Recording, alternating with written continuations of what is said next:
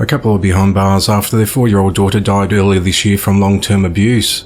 On the 29th of April, police responded to an emergency room in Alvin, Texas, in reference to an unresponsive young girl who had been brought in by a mother, 26-year-old Jane Bell.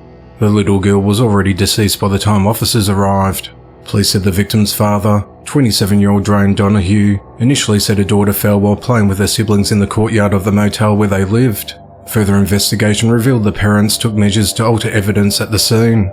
Police said they observed signs of long-term abuse and called the investigation lengthy and complex, as detectives had pieced together the facts. Autopsy results revealed that 4-year-old Roy Lynn Donahue died of complications of recurrent physical trauma and malnutrition. The medical examiner ruled Roy Lynn's death a homicide.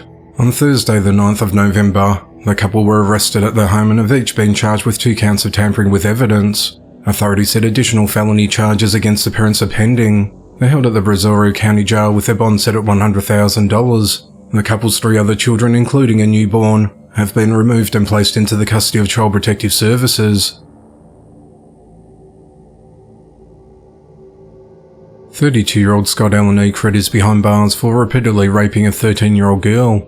He's accused of continually abusing the schoolgirl at her home in the 100 block of East Toddler Street in Alexandria, Indiana, between October and December of 2022. Scott is believed to have used a credit card to unlock the girl's bedroom door before pushing her onto her bed, duct taping her mouth and sexually assaulting her.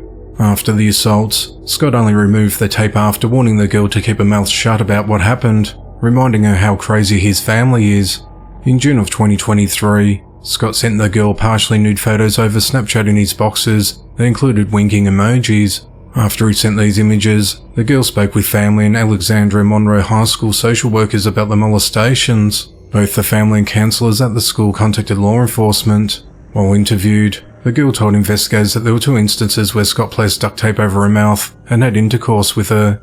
Authorities said they found evidence of text messages where Scott asked the girl if she told anyone, along with a picture of a large wooden knife with her name carved into it, which was taken to be a threat. It was not immediately clear how Scott knew the girl. On the 26th of October, Scott was arrested outside a house in the 300 block of John Street in Alexandria, about half a mile away from where the assaults took place. He's been charged with 2 counts of child molesting, child solicitation and intimidation, and is held at the Madison County Jail on a $100,000 bond. Earlier this year, on the 22nd of July, Scott was arrested and served time in jail for firearm offences and possession of meth, and was later released on the 2nd of October. 41-year-old Reuben Caesar is behind bars for fatally shooting his ex-girlfriend, 34-year-old Fridolin Daniel.